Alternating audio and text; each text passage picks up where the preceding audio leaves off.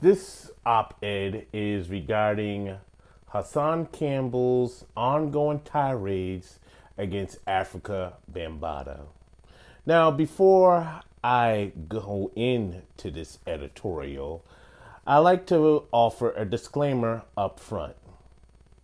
I am not insensitive to the plight of child molestation victims or folks that profess to be survivors of child molestation, sexual abuse, sexual assault, or anything of that nature.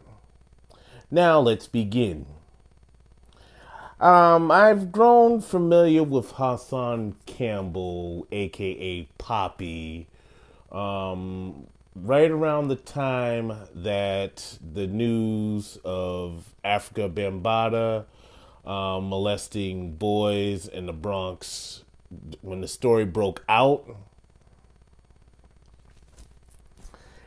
And, I'm not sure how I found his channel or how I stumbled on his channel. But, he said a few things that drew my interest and I subscribed to him. But I basically known him and others known him for being one of Afrika Bambaata's victims. According to Hassan Campbell, Afrika Bambaata was like a father to him. His real father really wasn't involved in his life much, and his mother really was, but to an extent.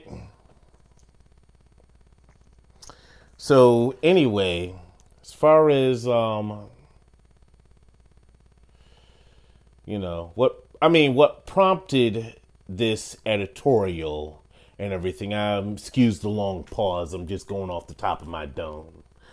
What prompted this video is the fact that I seen a commentary of Hassan Campbell's entitled "Afrika Bambaata Got the Music Industry Shook," and after watching it, the question pretty much answers itself. And as Obsidian would say, to ask the question is to answer it. Now, why does Afrika Bambaata got the industry quote unquote shook? Well, if we was to take a deeper look into all this, particularly with the rappers from the golden age era of hip hop, most of them are ingrained or deeply entrenched into the universal Zulu nation, either directly or indirectly. One of the more notable members of the universal Zulu nation is Ice-T. Ice-T plays Fin Tutola on Law and Order SVU. He's a longtime member of the Universal Zulu Nation. Now, one would think that Ice-T would have an opinion on this, being that he's on a TV program, a police procedural that deals with sex-related crimes. But Ice-T pretty much kept his mouth shut and hasn't said anything thus far about it, and I doubt he will. And why is he not saying anything about it? Well, maybe because he's a longtime member of the Zulu Nation. He's tight with Afrika Bambaata, and as I said previously, so intertwined and so interwoven in the fabric of the Zulu Nation that speaking about what Afrika Bambaata supposedly did with Hassan and Ron Savage will be a rabbit hole he really doesn't want to go down, and some waters that he dare not tread. As for the other rappers, The people that are so-called shook about Afrika Bambaata, it's the same deal. Although they're not on a hour-long TV show or have a sitcom, they're not going to say anything about Afrika Bambaata either. Well, scratch that. LL Cool J is a member of the Zulu Nation. He's on NCIS Los Angeles. I don't think he's going to say anything about the Afrika Bambaata situation either. So there you go. You know, some things just answer themselves.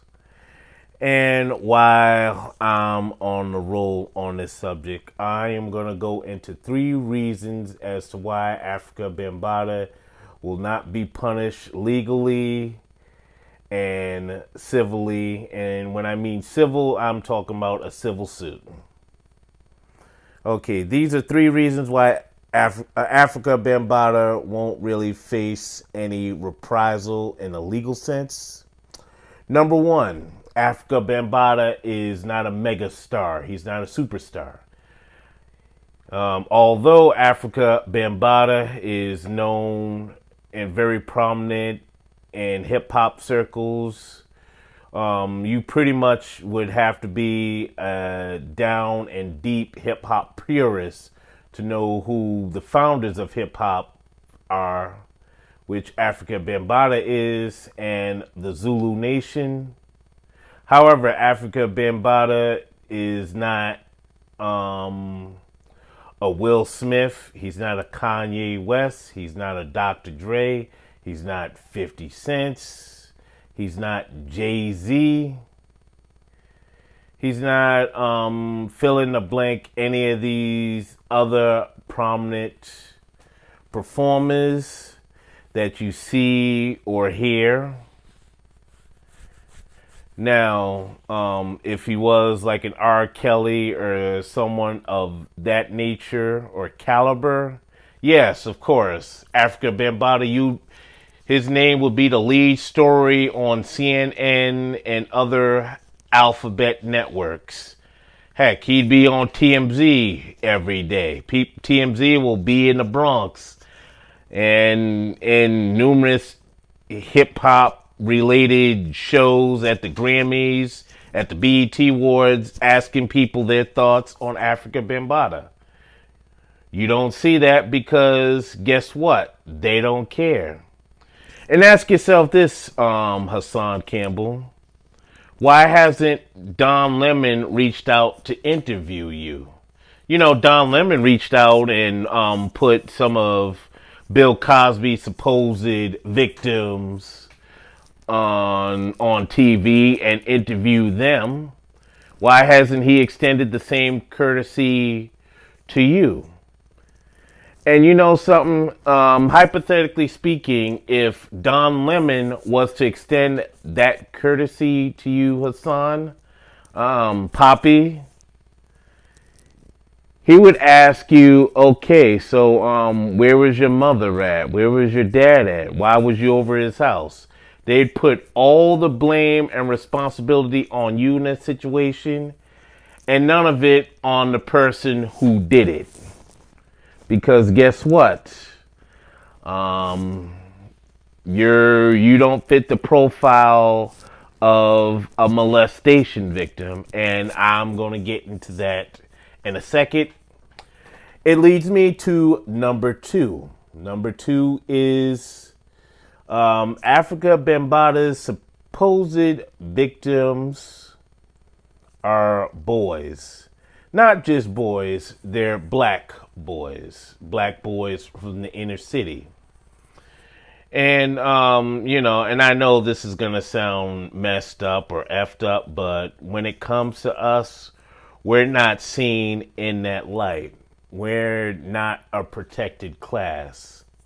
And if you have followed the news over the past 5 or 6 years or so,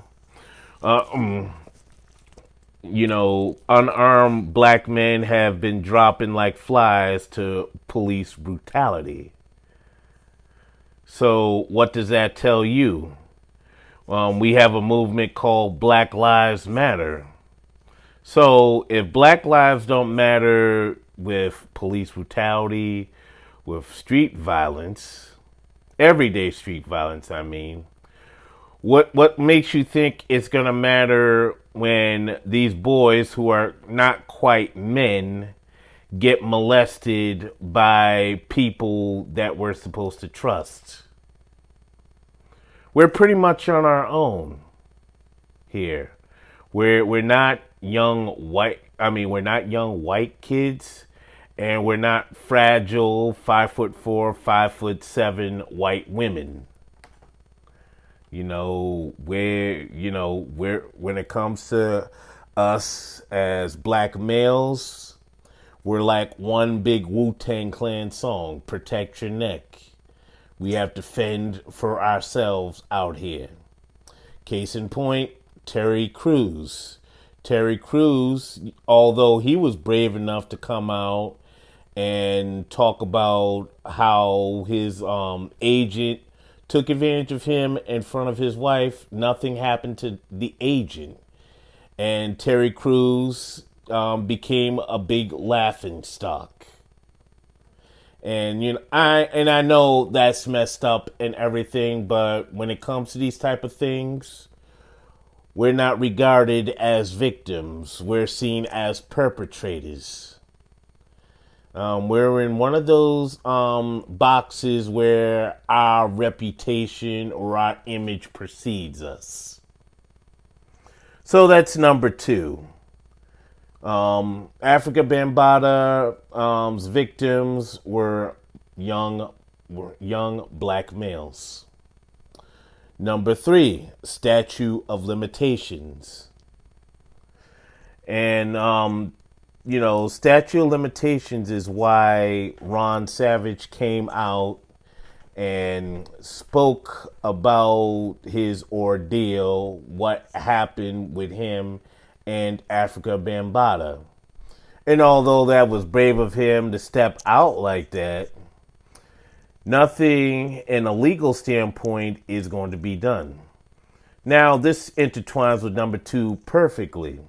Because if Afrika Bambaata was accused of molesting or touching young white boys inappropriately, or young white girls, or white women, they will toss the law out the window. You seen what they did with Bill Cosby. Bill Cosby had like a deposition. And, some judge decided that, well, since Bill Cosby is on his moral high horse, I'm going to release this deposition, which was supposed to be private, to the public hemisphere. So, the law, as far as us, it is applied sparingly. As far as protecting us, no. As far as enforcing the law, when it comes time to make an arrest or try and convict us in court, yes, that's when the law really matters. But with other people, nah. And if you notice, Hassan, when this news story broke out about Afrika Bambaata, it was just the Daily News and Shot 97, run by Star, who broke the story. CNN didn't pick it up. Access Hollywood didn't pick it up. MTV didn't pick it up. Entertainment Tonight didn't pick it up. Hell, BET didn't even pick it up. What does that tell you, Hassan Campbell? I'll tell you what that tells me, Hassan Campbell. Instead of, doing commentary after commentary, dragging my son's name in the mud, or whatever person you talk to about this that said that, I'm going to help you spearhead this effort about Afrika Bambaata, I think you should forget reaching out to them. And I think at this point, it's evident that they're not going to speak out about Afrika Bambaata nor fight your battles. So you're on your own on this. And I know that's messed up, but you're going to have to fight this solo. And in your words, I'm just keeping this funky with you. So here's my solution, Hassan. I noticed that you get tons of money in Super Chat. I noticed that you may generate tons of donations. My solution is to stack your chips up, go down to the camera rental place, rent a professional movie camera, a 4K deluxe,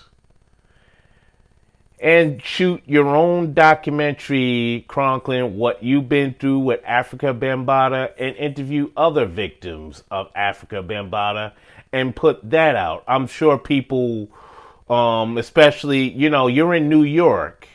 You're right where Tribeca Film Festival is. You're right in the hemisphere of where other film festivals are.